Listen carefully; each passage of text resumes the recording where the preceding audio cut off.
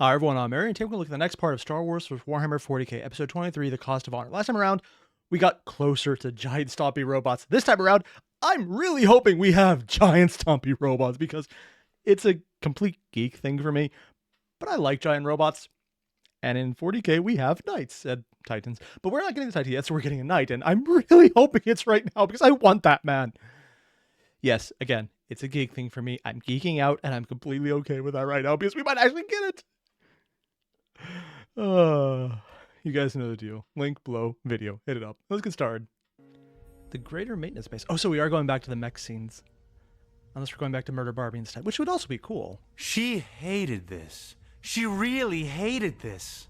Nerva climbed one rung after the other on the chain link ladder. She's the pilot, so that means we are getting the knight. I'm sorry, I'm geeking out over this way too hard, but I'm standing by Pulling it. herself up in awkward, lopsided bursts, one arm useless, the other supplemented by her tendril of steel. Below her, the guardsmen were all dying. In fact, they may have already been dead. Yep. At that realization, kind of a profound guilt flooded her senses, and no safe nerves could be muted or numbed in that moment to prevent it. One? Of course they have a way to mute guilt. I'm not even surprised about that. Two, she's still human enough to feel guilt. That is a thing that, honestly, most people in 40k kind of get rid of pretty fast, so damn, she must be very new. The fact that she's piloting a knight with that level of, well, empathy still is kind of surprising. This was right. This was necessary. She knew that. She really did. And yet, the face of that young man, no more than 19 or 20, stared up at her, caught between duty and death. Caught like between life and those things that made us worthy of life. She hated it. With a loud grunt, she hauled herself up to the top of the knight, grabbing onto the metal handholds built into its surface. With a few more effort-filled noises, she managed to get herself entirely off the chain ladder and onto the side of the war machine. Oh? From there, she was only a simple new spheric command away from opening the cockpit and making her attempt. But she couldn't. Instead, she spun around, looking back down the ladder, heart racing as she rushed to check if the two guardsmen still clung below. This is not what I expected to happen. Because, frankly, no one has been humanized this much on the 40k side. Now, there have been human moments, and I'm actually mostly thinking about Ahsoka's fight against the Electro Priest. That was a very humanizing moment for the Electro Priest, which, honestly, at first, I thought was going to be a red shirt equivalent. But this is someone actually taking steps to follow general humanity as opposed to just doing what they think they should do and saying, well, if it kills everyone I love and care about, fuck it. And she doesn't really love these people either and just passively care about it in a sense of guilt. Are we getting a bleeding heart character on the 40k side? Honestly, I thought that would have been reserved mostly for the Jedi and mostly just a handful of them. To her shock, Farnes was holding tight still, a few stray blaster shots cruising up towards them, the sway of the ladder aiding only slightly in keeping the two of them, or perhaps just the one, alive. She could detect no movement from Gala, but did not stop to think about it. The chain ladder did not spool up. In fact, it barely spooled down, working via a catch-release lock and gravity's own pull. To solve this, she grabbed the chain with her mechadendrite, deploying a four-pronged metallic claw to seize the ladder tightly. She's literally pulling them up. "Soldier!" she called down. Farnes looked up, his face that of abject desperation and misery. A blue blast smacked into his left shoulder, on the side grabbing the ladder, the flak armor there bursting away in a shower of fragments. He loosed a cry of pain, but somehow kept his grip even then. Hold on! I know the flak armor has been actually very demonstrated in usefulness right now, but I can't really remember seeing a time where the flak armor was described as actually doing its job correctly. Because the one big hit we saw was directly to Gala, where it was pain and feeling it in her back. But we didn't really see the flak armor do anything, just that it was a thing that went through. This is the first time I'm seeing that description, and I'm actually kind of geeking out over it, because we're seeing, okay, it's hitting him in the shoulder, and it's bursting away like armor taking the hit, and it's kind of cool to have that description. Because it's one of those things that you don't really focus on because it didn't make sense in previous scenes. Here, though, especially with her hyper focus on the character and holding on, seeing the little detail of it falling away makes a lot of sense. So it's kind of cool that we're getting it now as opposed to earlier when it would have been extraneous detail. Although I probably still would have geeked out about it because I just like how things are made to fit into the world itself and how they interact. And seeing these kind of examples of what is going on is something I find absolutely fascinating, to establish the characters and establish the setting as opposed to just saying, they talked about this and they moved on. Which is a way people sometimes write. Man, it's not my personal favorite. There's uses for it, but I don't like it. For all you're worth, Nerva called down to him. Biting her lip, she looped her arm around the metal handhold on the knight itself, hooking it with her elbow and bracing herself for the weight she was about to take on. With a loud, mechanical whine, the claw began to spin rapidly, the winding servos within the limb screeching as it pulled up against the weight of the ladder and the two bodies it held. Smoke was rising from the mechadendrite in no time, and soon sparks as well. She had never intended it to bear this much weight, or even to be used like this. She tried to speed it up, to reach them before the servos failed, but they only grew slower and slower instead. Red warning sigils appeared in her retinas, and sensations symbolizing the same messages began to fill her back and spine. Pain burst the artificial barriers of her neural vault, and she found herself screaming, clinging to the side of the knight as the segments of her mechadendrites began to splay and split apart. Then, a loud thunk from within the limb, and a sudden near collapse as it broke halfway down its length and ceased to reel them in. Nerva bit down on her agony and looked at Farnes, eyes wide, frantic. "Climb! You have to climb!" she yelled. Farnes looked up, eyes wide, before he looked around, head swiveling as if he might find some other option, some method of escape. Both hands were occupied. How could he possibly begin ascending? She had no answer for him. The only answer she could see was clear. Oh, yeah. One, putting him in a situation where he has to drop her. Not Minerva, but... Oh, I forgot her name. Wow. Shit memory. But his companion, who he's, took all the hits and was honestly incredibly badass, and I kind of annoyed at myself because I knew her name just like literally an hour ago. Whatever. My memory is shit. We know that. It's a shit situation, but it's one of those moral quandaries. It's really fascinating. It's like, do you save yourself over the person you already resigned yourself to let yourself die, to die with them and try and save them, and then making the obscenely good catch? Or, for a guardsman to sacrifice himself to get their job done, to get the tech priest there, this is kind of what guardsmen are for. The fact she's turning around and Minerva's doing that is also kind of fascinating because that's way more human, and I've already talked about that, but just, it's that moral quandary of putting him back into a situation of, oh shit, do I save myself or die with her after I've already completed my mission? There isn't actually a technically correct answer here because both kind of suck. One is abandoning someone, the other is staying to die. But you've already accomplished your mission, so there's no, this is what I need to do, because it's kind of done. As long as she gets the mech. If she opens up and, not opens up, but wakes up and grabs on, maybe. It's G something. It's going to be obvious the second they say it. I'm going to be like, yep, there it is. I want to say Galahad every time, but I know that's wrong. Such an interesting moral quandary. Also, she's already lost 2 limbs. One arm is useless, and now her mechadendrite's just fucked altogether, and... yeah, limb loss, man. Is that gonna be a thing? Gala. Farnes seemed to know as well and grit his teeth, face reddening. He roared, huffing and puffing as he began to straighten, pulling up with his other arm, his whole body trembling with the exertion. Nerva found her appreciation of basic, primitive flesh biology expanding as she watched the bellowing guardsman lift his comrade, pulling up and up until his elbow was over one of the rungs on the flexible ladder.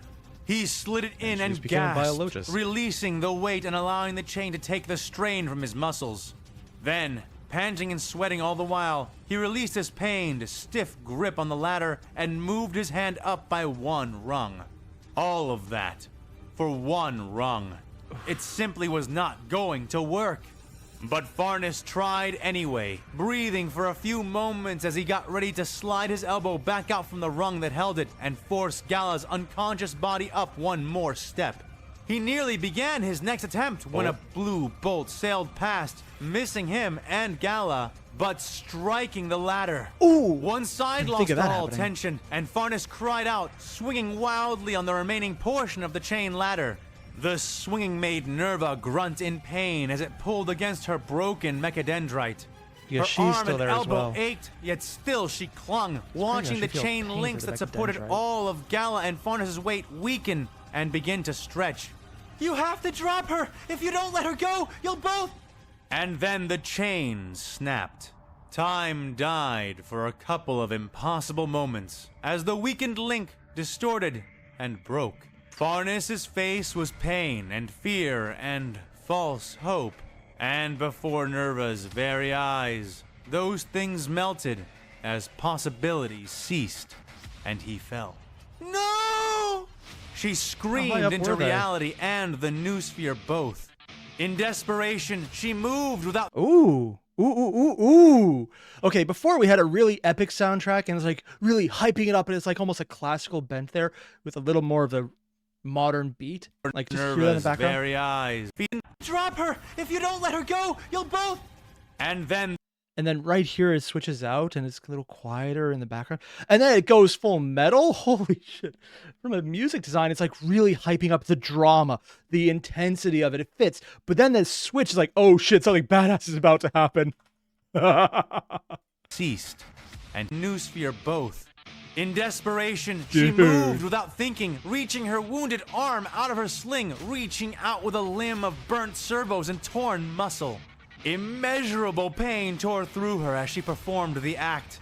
That agony combined with the flood of razor sensations which flooded up and out from her now ruined mechadendrite limb. Darkness fed on her vision, and the light began to fade from the aspirant's consciousness, buried under a sudden avalanche of loss and agony. But Nerva denied it, and not through the use of her neurovault and augmentations. Nice. Something deep within her, something that had always been inside, woke then. It was not the first time it had done so. It had been with her always. A will, a power, a presence born of the human soul. Is she a fucking psyker? No. I don't even... Can tech priests do that? Denied pain. It denied obstacle. And it denied failure.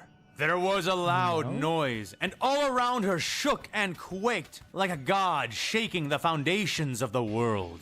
But she did not lose her focus, did not budge her sight from that face, that falling face that was on the verge of losing everything. And then she blinked, for the falling face was falling no longer. Gradually, as Gala and Farnes were raised up, reality reasserted itself in the Knight Aspirant's mind. Her eyes bulged in her skull, her ruined arm limp at her side as she watched the all-too-functional limb of the Knight Preceptor below her rise up. Both guardsmen held delicately in the center of its inactive Thunderstrike gauntlet. Okay, I could understand a lot of things here, but making a connection outside of a knight? Honestly, I was not expecting that. A psyker I could expect. Be weird because I don't know anyone on the Martian side or any of the Mechanicus at all that do that until they go full warp corruption, in which case, yeah. But this, I didn't even know was possible. It reached Nerva, becoming a platform for her, which she gratefully stepped down into, though it moved no further. Farnes looked at her with wide, barely coherent eyes. Nerva paused, grunting and groaning as she severed her auto harness, letting her broken and tertiary mechadendrites fall free of her. They can do that? She sighed as the pain bleeding out from those places was replaced with still, soothing nothingness. Were they only anchored on to like a backpack assignment, kind of like some mech priest? Wow, mech priests. I got orcs and space marines confused there. Some space marine tech adepts do, when it's actually part of their armor rather than integrated into them? Or does she just have quick releases for things that were implanted within her? I don't know. Could go either way. What is this? Don't know. I thought, the younger guardsman started to say as she came to him. A miracle. She hissed in a whisper. Take what you see before you. Sphere. And know it as a so it miracle. has, Now and then it stand, has an guardsman, AI, so it and probably help me with heard her. it. We need to secure her to those handholds. There won't be room for her inside the cockpit. But she needs help. If I can get down, get us to Regin or a field kit, Farnes said, doing his part to get Gala up. There is nothing we can do for her more than getting her out of here as soon as possible. Yeah. Besides, I can't put you down. I still need your help, Nerva said as they Also, reached do you know the how to put him handhold. down at this point? She used the length of the chain ladder as the medium to secure the guardswoman in place, only able to manage it with Farnes' help. Their work done, she stepped back and I need looked to the call this kid in guardsman the next to robot her. Minerva. Take off your flak, she ordered. What? Wow. Farnes I like him to strip asked. already. Nerva blushed slightly in spite of herself and pinged a reminder to restore her neurovault when this was all over. I think I actually enjoy her as a character much more with a broken neurovault because her reactions are actually incredibly adorable. Told you I needed your help, didn't I? The reason she won't fit in the cockpit is because we are going to have to fit in there together. So stop wasting time and get your armor off, she snapped. Me? My armor? Wait! I can't pilot a knight? Farnes babbled. Can you pull a trigger? Nerva asked. Theoretically? He said back, uncertain. Then, theoretically, you will have to do, she said, impatience riddling her voice. She turned around and waved her good arm, using the movement to enforce her command to the dormant, or perhaps not so dormant, knight. Further proof, Fan is going with the idea that AIs or whatever controls the machine spirit in 40K is doing whatever the fuck it wants, which is usually ignoring everything until they're being piloted. But this one woke up a bit. Sorry, I just love the aspect of knights in 40K because they're so freaking cool. It responded, Also, the these machine cockpit spirits are above them generally really look at sliding them. open with a pressurized hiss. Green hollow light burning from within. She turned to face him and gestured towards her dangling, ruined limb. I can try to move this machine, to make it wake, to make it fight, she said to the bewildered I think it guardsman. might already be woken. But without the use of my arm, specifically my trigger finger, I won't be able to do more than aim the last impulsor. So I need you in there to fire it when I tell you to, or we won't be able to scuttle the bay. Since I'm the only one who can even attempt to sit the throne mechanicus, you are going to have to sit on top of me, and I am not getting crushed under your flak armor. He blinked and nodded numbly, though he did not move right away. My. Nerva slapped her little working spoon. palm lightly against her head. So what are you waiting for? Hurry up and take it off! Oh, really? You're cutting away there? Oh. Sorry, this is just hitting all of the anime vibes ever. And I love every second of it because I was not expecting that in a 40K story. I thought we'd get to giant, stompy knights going around and being all dark and slow, but also like overwhelmingly powerful. And instead we're getting freaking Evangelion levels of drama here, and I'm loving every second of this. Azuran Avenue, sub-major surface road of the Azure City. Oh, we're going back to... Okay, yep. Hope we got to change of pants.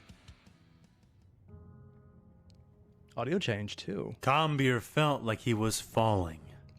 He could feel his knees on the hard metal ground. Was his dad one He of the could first feel round? the normality of gravity around him. He could feel that he was still and in place. But as he looked down at the partially covered body of his father, he truly felt as though he were falling. Yep. The dead had been pulled away and laid out on the Yeah, side he of was the in the first street, round. I got torn up. mostly to keep them from being trampled into paste by the axomites, who now surrounded the sealed bunker and tried ineffectively to break in. He had no idea how long this had been going on for. Minutes? Hours? He had lost all reference for time or the exterior world. He had never realized, not once, how many questions he had never asked his father. He had never realized, not even once, how much of his world was invested in his patriarch. And now, he was gone. This felt wrong, deeply wrong. This was not how the story was supposed to go. Every time I hear a line like that, talking about how the story's supposed to go, it's usually said in this exact context of saying, I don't get this. How did this happen? That's not how it's supposed to be. And every time I hear it, I'm just thinking, when the writer said that, when they put that down, you know the irony of them saying that is very intentional. Because you never say, all according to plan, without either one of two things happening. Either it's a crowning moment of badassery or absolute assholishness. I'm looking at you like you got me. Or it's just one of those moments of absolute mind break. What the fuck? No, no, no, no, no. Because you can't comprehend what's going on. And then on top of that, there's that third layer that really is only there for people who have written it before and understand what it is like to say, this is kind of like a little Easter egg for me. Because it's not how the story is supposed to go. But I'm writing the story, so it is. It's just that weird little mental disconnect of here's what it means, here's what it could mean, and here's how I'm going to take it. It doesn't really work for anyone else but me, but I'm going to take it that way. Now, maybe that just is me, but you see this in a lot of other writings with a lot of similar tropes where you reference the writing process. Somehow, actually, one of the most common ones is along the lines of saying, that day felt like it took a year after a really long piece of a book where writing it probably did take an entire year to compress an entire day down. And that's just one of those little nods to the writing process itself that I find very fascinating. And here, it's just really fun to see that in the other format that's admittedly much more serious. Yes, men died. They died all the time, especially in war, but not like this. Not with so much left unsaid. Not without any glory or meaning. But his father had not managed to fire his weapon even once before he was trampled. His ancestors' armor was still pristine, intact, and completely reusable. And Combir hated it. How dare that armor outlive his father? How dare that armor succeed in defending itself and not his father within? He shuddered, he wept, and he released sounds he had never known he could make. Pathetic sounds, the sounds of a soul torn asunder. He was not the only one. Though in the minority, many had paused to identify the dead, and many had succeeded. In other words, there was a lot of people who didn't realize what this fight would entail. I mean, these are not soldiers. These are just everyone they could get together. And with the numbers, they probably expected a different outcome. And now found themselves in similar crushing realizations. Based on their position. They wept, and they stood, or were silent, or collapsed. It's probably going to get worse. An explosion then, as one of the towers beside the bunker collapsed near to its street-level base and fell over. Blinking. Considering I was told these street level is, depending on what you call street level, it's either at the level of the road, which I'm assuming is elevated, or well up, because these are, from what I've been told, really tall skyscrapers. Not Coruscant level, but close enough that falling for a significant amount of time to hit base is passable. Passable. I can't speak today. Possible. There's the word. Are we talking about it's just falling over from a partial section above it? Or are we going it's going to take a while to finally hit the ground? I don't know. One could be a lot more destructive. Tears out of his eyes, Combir looked up, seeing that the space around the smoking but intact bunker had been cleared. He vaguely remembered a voice speaking over the street speakers, warning people to clear the area, and now he could see why. Unable to breach the hard point with what they had on hand, they instead buried it, the tower pitching over and falling atop the squat building. Oh. A cheer went up from the crowd, a crowd that had continued to swell and swell, even as the young axomite mourned. I'm going to be completely honest. Burying it doesn't seem very useful because they could probably just get out somehow. Destroyed by the weight or trapped beneath it, the rebels congratulated one another, cheering and howling before they began to move, acting out the rest of the plan. Combir did not know, but he felt like he hated them all as well. Yeah. How dare they? This was no victory. This had been a massacre on their side, and many more Axomites had died than Imperials. So why were they congratulating each other? Why were they cheering his father's meaningless death? He grit his teeth, but after a time, he sighed. What else were they supposed to do? They had won. even if at great cost. They had won. Win is an Now all estimation that there. remained was to block off the road and hold it. Something he could already see would be greatly aided by the toppled tower. Will it, though? I'm not even making that as a joke. Unless they were all destroyed, and I don't think they were. They got tanks.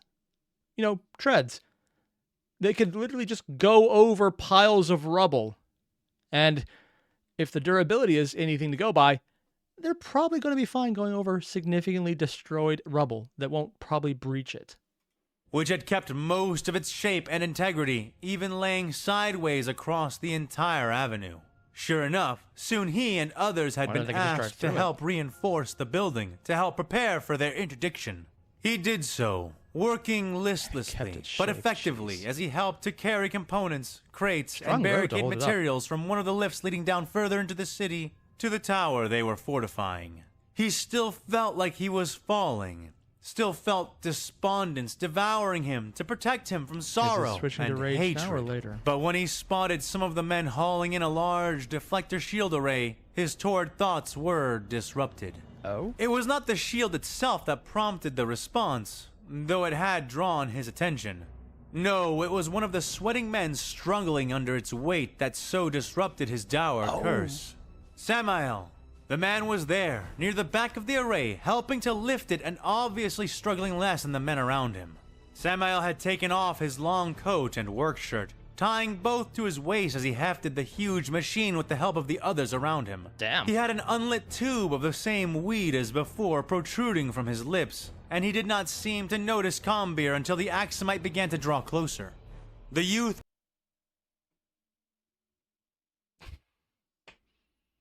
I just thought of something that is incredibly stupid, and there's no way fan win with it. But it would be absolutely funny if he just said something along the lines of, I am Alfarius. I know, it's stupid. There's no way that goes. But it is actually along lines with, hey, there's always one who infiltrates. put There's down no way the that's the crate twist, he had but that'd been be funny as carrying hell to and me. strode to the man, reaching into his pocket to retrieve the forgotten lighter. Hey, he said as he came upon the older man, his voice sounding weaker than he had intended. Hey, kid. Glad to see you made it. Samuel grunted. Yeah, I Got did. lucky? Combeer said, emotions obviously raw as he walked beside the man. So, how you like the battlefield? Get any Don't. shots in? He asked. Combeer did not respond, but nodded limply. Couple. Make any difference? Actually, yeah, The man he did. asked. A lot more than his Yeah. dad, even. Shot one of the 2 Republic ATs and destroyed it. The young axomite said, voice hollow. Oh, feck. That was you? Hell of a shot. You got talent. A real sharp Wait, Republic AT? That might just be a writing error then. eye if that I was thought they not were a Imperial. fluke. Samael said in a Unless they were good-natured using the voice, old stuff? but the compliment had no effect on the deepening lines the man could see forming on the youth. Your father make it? He asked Nope. more softly. He injured? Dead. Combeer said, and while Samael's expression fell instantly at the news, it was Combeer himself who was hurt most by the admission. Tears stung his eyes, but he did the best he could to hold them back. Burnin'. Sorry, kid. That's battle. That's the risk we take every time we fight.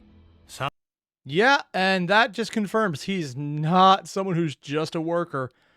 You don't say that's the risk we take if you've never been in a fight before.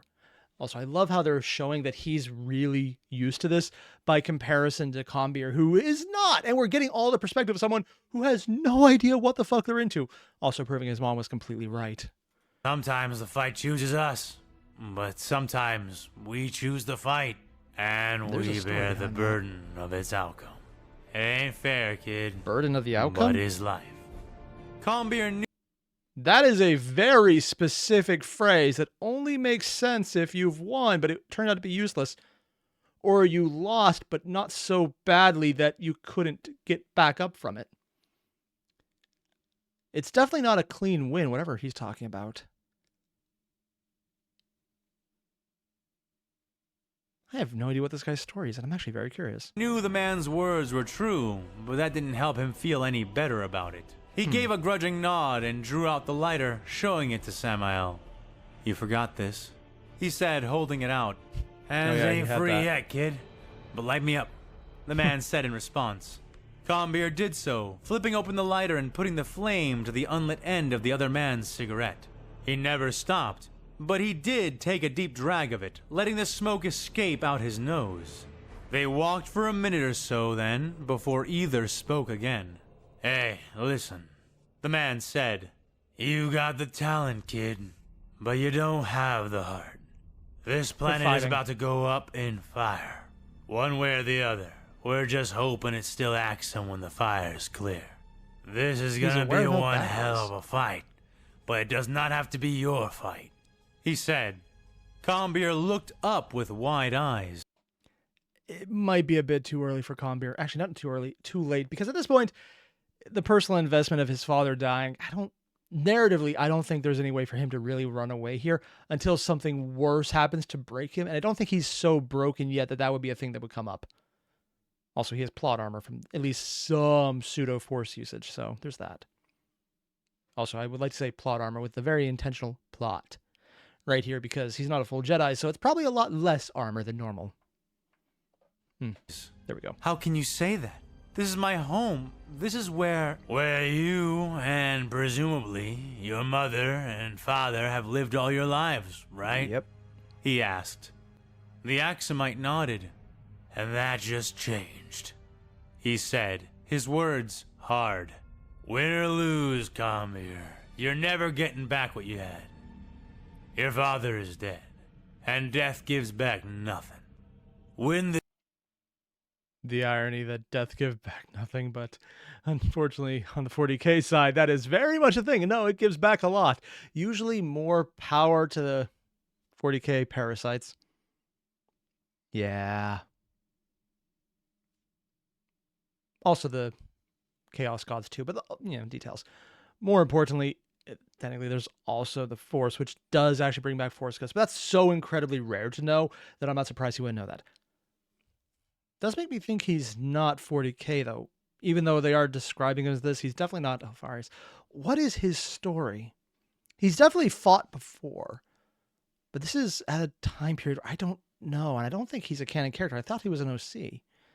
So Fan definitely thought something up, because he doesn't do characters without understanding what they're coming from, and so they can act in accordance with it. this world, win this whole damn war, and it still won't give you back what you were trying to save. Keep fighting, and you may find yourself with a world of your own, but without the people you used to share it with. If that's what you want, then fight with all you've got. But if you'd rather have your mother, or even yourself, over this world you've grown up on, then run, probably not. Live, he said. Combeer felt tears streaming down his face, felt sobs trying to push their way out of him. "Kid's got honor," grunted one of the men beside Samael. The two others nearby nodded, heads red as they struggled with the weight of the shield. Combeer sniffed and nodded weakly. I love that image right there, where he's basically bearing the weight on him and it's not even affecting his speech pattern. And at first you could think, okay, that's just because Fan doesn't want to do that level of voice acting. But a second someone else gives a counterpoint, he has honor. That's why he should stay and die with us, which is probably not what they're going to say, but is very much what would happen. I love that cue right there. That when they say that, Fan has the grunting and just having a hard time getting the voice out. Like the people speaking are struggling. And so not only do you have the image of him bearing the weight and knowing what he's saying, it gives him way more credence and, well, weight to his words, oddly enough, in a very literal sense. And then you have everyone else who can't bear the weight. He's saying, no, bear with it, die, ha! It's that visual image you get of the two sides, one above, one below, one fine with the weight, the other struggling with it. And you can kind of see which side is being shown to be right. Now, I don't think for a second Combeer's going to take him on it, but I like showing that this is how you know the narrative itself is pushing Samael up. It's showing him as someone who's here, he knows what he's getting into, And he's also giving advice to the kid who really does not and has already faced an incredible loss for it, although that dad was a fucking idiot. But it's just that really cool juxtaposition between how it's displayed and what they're telling you without showing you exactly what's going on. Actually, in reverse that. They're showing you exactly what's going on, but they're not telling you. Even though literally Combeer is telling him, we also know that's not going to work. It's just such a cool little addition to the visual element on top of the narrative elements. My father died for this, he muttered. He died The uselessly. soot-stained man nodded his head, sweat dripping from his chin. There is great honor in fighting, Samuel agreed. But there is equal honor in living. We fight for the living. We die for the living. Only fools fight for the dead. And if you could ask them, the dead would be the first ones to say it. Combeer did not know how to respond to that, and before he could figure it out, Samuel spoke again. Go, kid. Run. Get your mother, get a vessel, and get the hell out of here while you can. Can they get out? Collect your father and take yourselves away from this place before it takes any more away from you. Coward! Growled the man to Samuel's left. That kid killed one of those Imperial Sentinels. Unless you were manning one of the rocket launchers, he's already done more for this fight than either of us. He's young, he's taken losses, and he's done enough. The man growled at the axomite beside him. Go, kid. Make sure your father gets buried, and make sure your mother doesn't. Combeer found himself nodding his head, tears still He actually streaming as he listened? clenched his teeth behind his lips. But your lighter, I should at least... He started to say, keep it, in case I don't make it out. At least something of mine will. Holy shit, dude. Sorry, I'm not used to people actually making smart decisions like this. When you're usually writing from a kid's perspective, it's so that you can make decisions from a position of ignorance. So you could take those moments of, what the hell is happening? And shock someone by giving them someone they can empathize with because, oh, it's a kid. Followed by, oh shit, the kid's going through this. It's a really good way to give someone a view of what the trauma of the unknown is. And here, it's very much trauma-inducing. So the fact that that's being used and he's making a smart choice is weird because this isn't so much a trope. It's just most people who write kids that way put them into stupid situations by having them hold the idiot ball in the only believable way possible, by making them kids who naturally have the idiot ball. I'm not biased. It's unfortunately accurate. Kids do stupid shit. Also, the judgment decisions in the brain don't actually finish forming until, I think, in the 20s. So risk-reward benefits don't always work out. And let's be completely honest, it doesn't form for a lot of people at all. But that's completely beside the point. This is fascinating to me because it's him being smart and making me believe he's more than just a temporary character to see what's going on. And I'm not sure if I'm talking about Combeer or Samael on that one. Samael, I kind of figure is going to be around because people have been gushing over his appearance. Combeer? That's surprising. So either he's going to get out and we'll see more of his perspective going forward as an outside observer to what's going on with both sides, showing how it affects the normal people, which admittedly would be a really cool perspective. Not the one I was expecting, but a cool one. Or he's going to get redshirted in a really traumatic way that's going to somehow lead to some further development to someone else. I personally wouldn't hope for that just because I kind of like Combeer. I like where he's going. Also because he's kind of giving us the outsider perspective of the mysterious old man, who would be much less mysterious if we were in his head. It's cool little writing techniques that really get me, man. Now go, he said, and Combeer did, turning and running back to his father. But he was not running away, he knew. He was running towards a different fight. Samael was right. He needed to save people, not the planet they lived on. And he had an idea about just how Is he going to get them that. off? How? He was so consumed by the events that had happened and the events he was planning to make happen that the young axomite Refugee rebel status. failed to notice the distinct, double-headed aquila which graced the front of the lighter. He No way in hell. Was I actually right about that? Because of course... The Inquisitor said he was going to turn the tides. I'm assuming Samael is how he's turning the tides. It's either that, Or maybe I was right about him being Alfarius. There's no way that's right. That's stupid. I have to... What? The distinct, double-headed aquila which graced the front of the lighter.